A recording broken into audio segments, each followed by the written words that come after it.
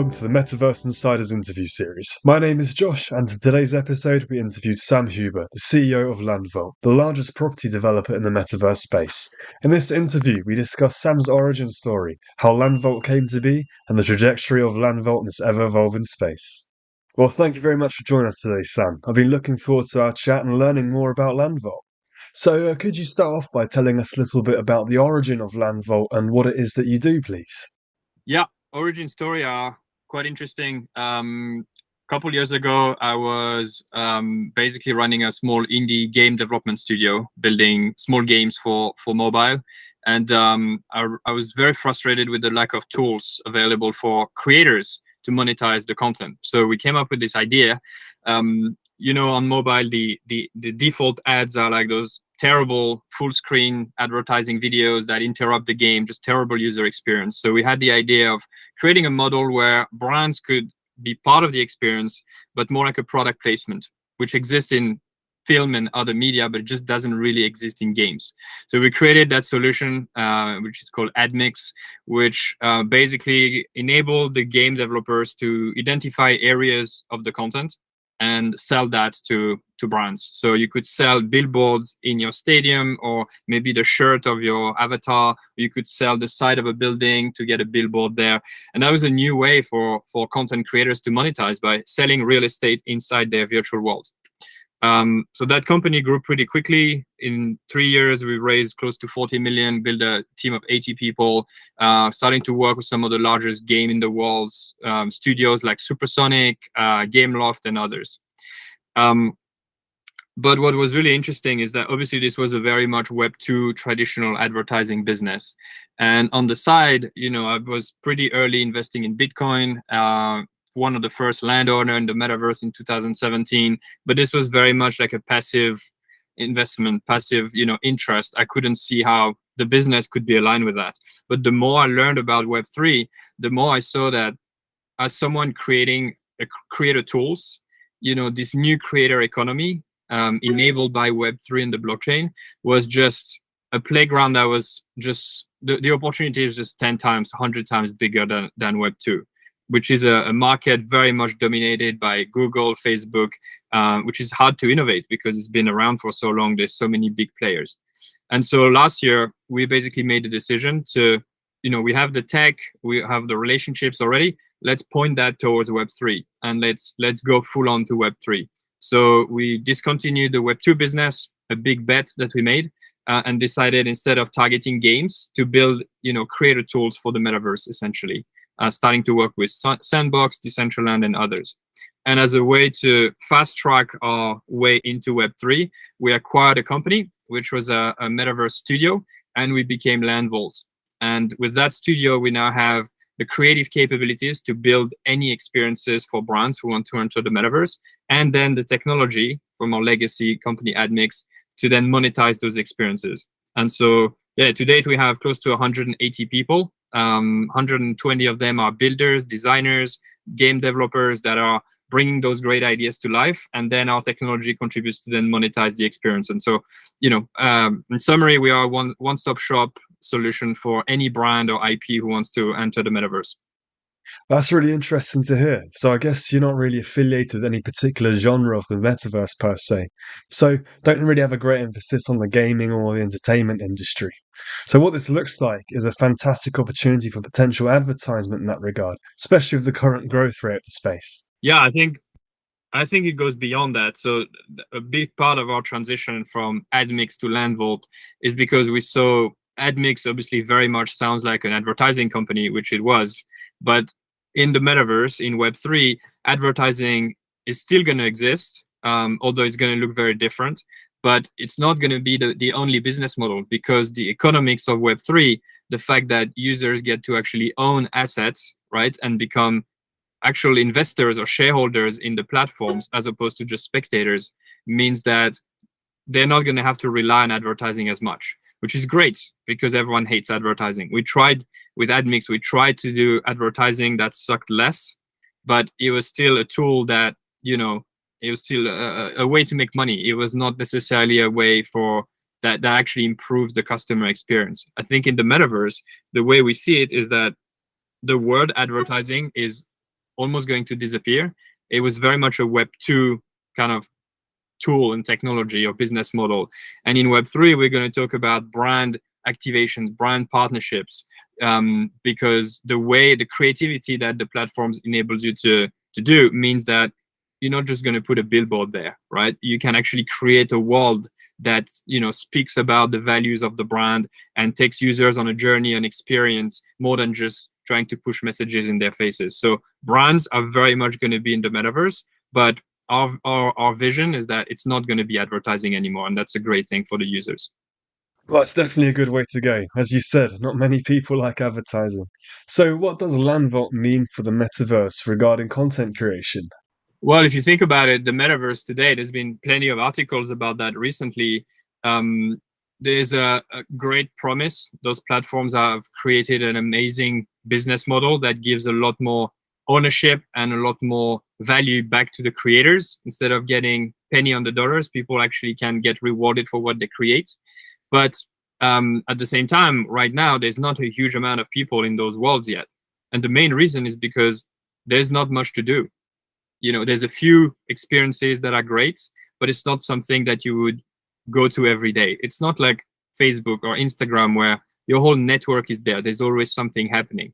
In the metaverse, it's still very much event driven. Maybe this Thursday there's something cool, but Friday there might be nothing going on. And that's why the user base is so up and down. And so, we think that the most important part of the metaverse is going to be the content. That's going to be the reason why people are actually going in those worlds. We have now close to 300 million people that have a crypto wallet. And the crypto wallet is basically your credentials to the metaverse.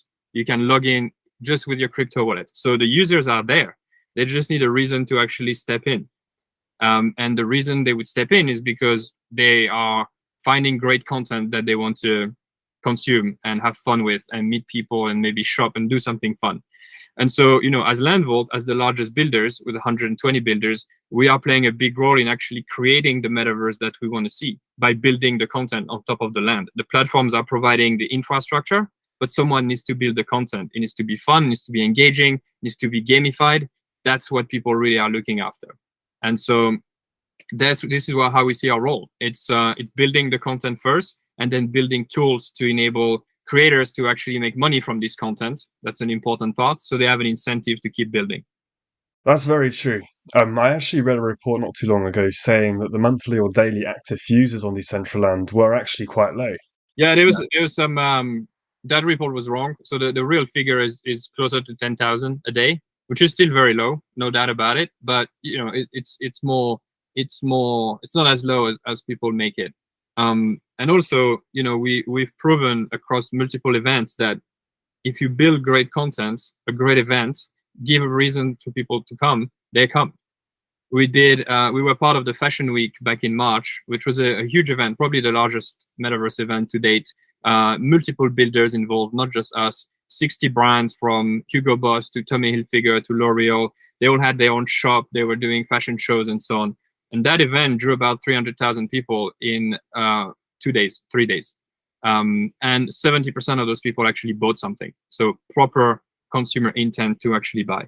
And we've repeated that across multiple events. So, if you give a reason for people to go, people go. It's just that there's not something happening every minute yet. So if you measure, at a given point, it might very well be low. Just like if you measure the attendance of a stadium when there's no game or no concert, no one's there either. People don't live in the metaverse yet. Yeah, I totally agree with you there. There's limited content going on at the moment, but as soon as all these Web 2 companies start moving over to the Web 3 space, as you said, the content is going to absolutely skyrocket. So how would you say that you are strategically positioning yourself for the onset of a mainstream metaverse? So our approach so far has been centered around the 3 pillars that we think anyone, any brand, any IP, celebrities entering the metaverse are going to need. And this starts with finding a location in the metaverse. So which platform and which piece of land. So we have a land concierge service. We own about 150 plots of land ourselves in the metaverse, which we can, in the best locations, close to, big projects and so on. And so we can rent that land to brands that want to come in. Brands might not want to buy land. They might not want to use crypto. So we make it super simple for them, reducing barriers to entry for them to start. Then once the land is secured, the next step is creating the project, bringing the vision to life. And this is where our 120 plus developers and designers, come into play. And we literally build, constructing the experience. And then the third step is about growth of the experience. So it's monetizing the experience. So figuring out, okay, now we have this build, where are users going to come from? What is our strategy to drive an audience? How are we generating money from them? Are we selling products? Is it through advertising? Are we selling NFTs? Are we ticketing the entry? So we bring all of that understanding of business models into the experience to turn the build into a business. And that's really our pitch to brands. It's, there's going to be a huge amount of people in the metaverse within the next decades. It's the Generation Z and Generation Alpha who are playing games instead of watching TV are basically the citizens of the metaverse. And within the next decade, this is going to be a 2 billion customer segment. So brands need to be relevant today, just like they experimented with MySpace maybe, and then Facebook to be ready for social media. This is happening again. There's another transition. And so brands need to get ready. And so that's really what we are providing to them. It's this ability to create a business in the future version of the internet. And, brands are jumping in one after the other. And it's just a really exciting space to be on right now.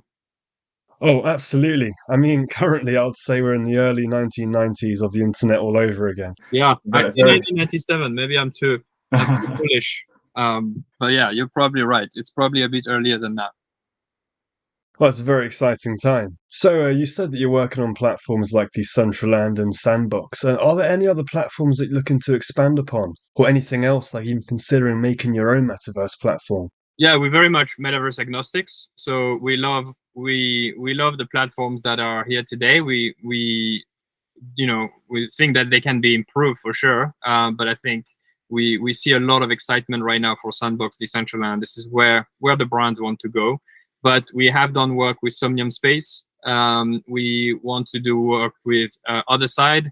We're starting to look at spatial journey, monaverse. So we have a lot of builders, so we can always experiment with smaller projects. But most of our business right now is in the two big platforms.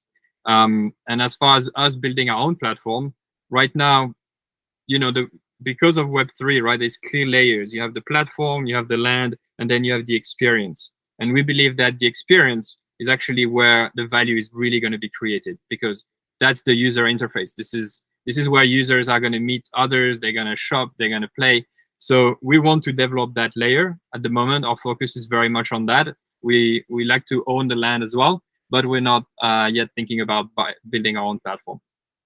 That makes perfect sense. Absolutely. I can imagine building from the ground up in that regard is a much greater challenge. But with what you're doing, it works so well for these platforms that currently exist, especially Decentraland. As you were mentioning, is there a preference between the two or not really? No, there is.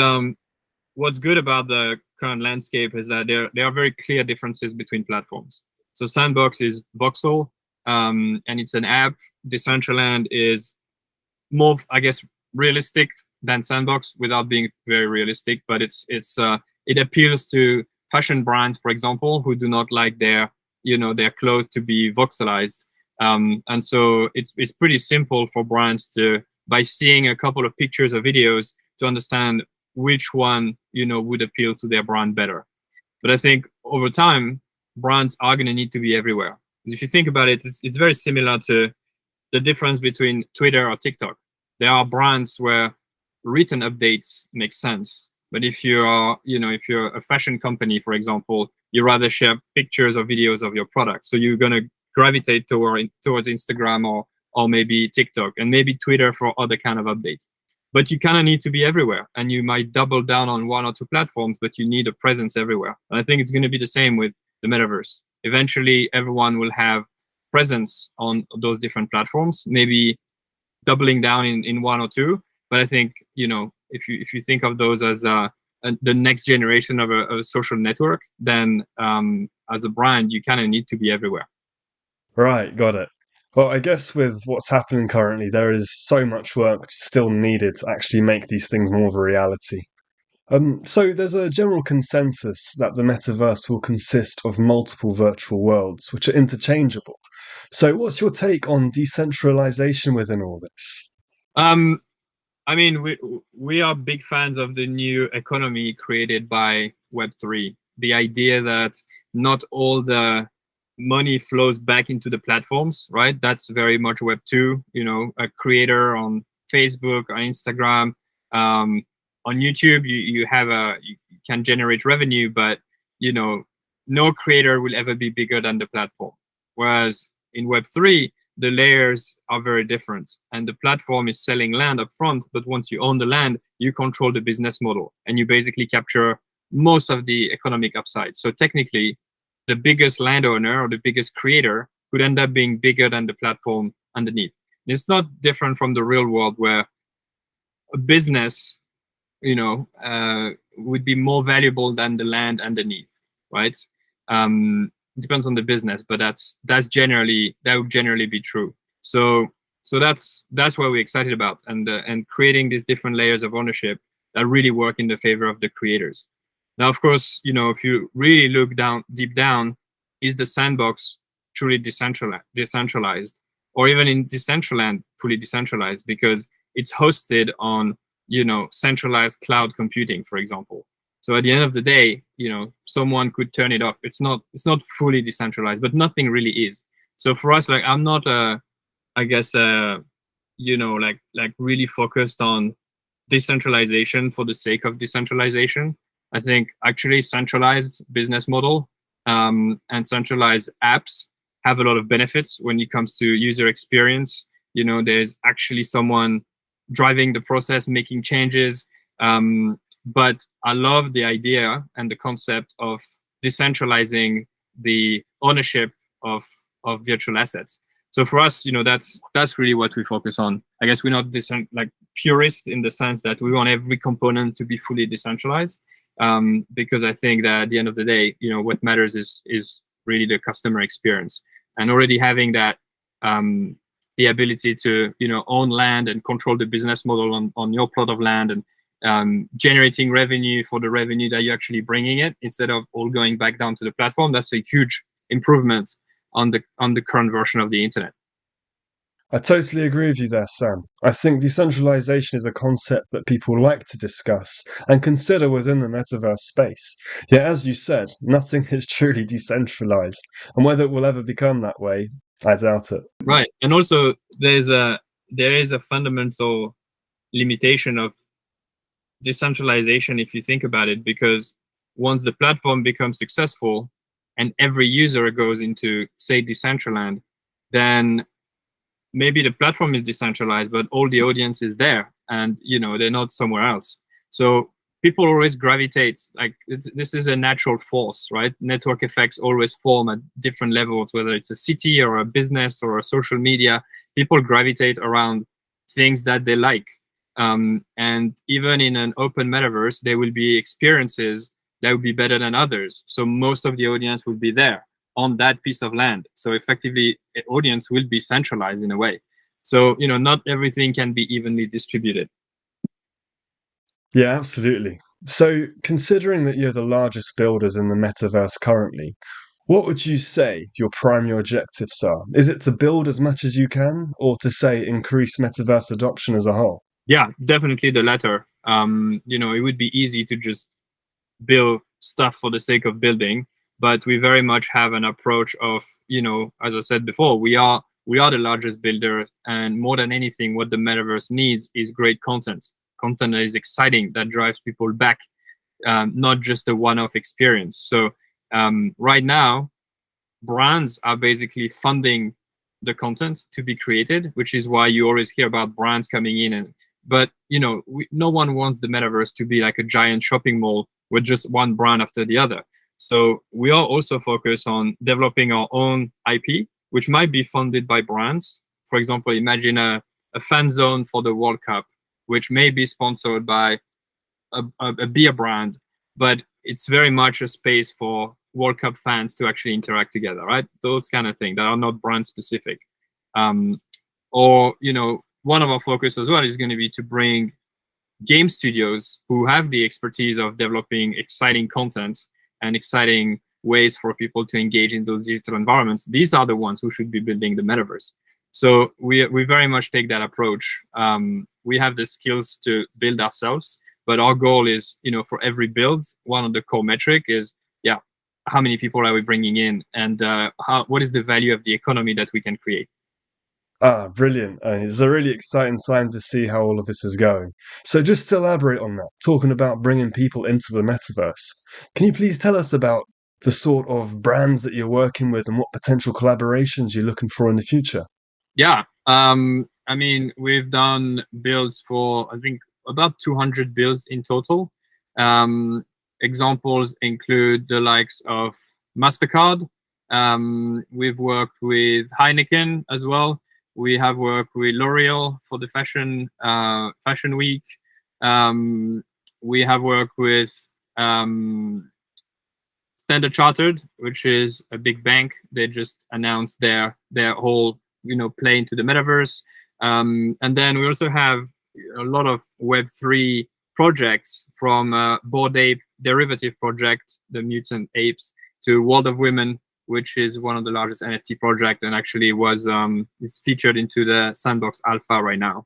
And it just goes on and on and on. We're signing some pretty large IP right now. And it's just exciting to see the range of those brands, from supermarkets to, we have the army of one country, which we should be able to release soon, that is entering the metaverse, all the way into fashion products and banks and other types of services. So it's really broad, and I think it just shows that the metaverse is not a game, is not just a platform for fashion to create avatars. It's really the next generation of the internet. And so every single business currently on the internet within the next decade will need to have a presence in the metaverse if they want to stay relevant to that new audience.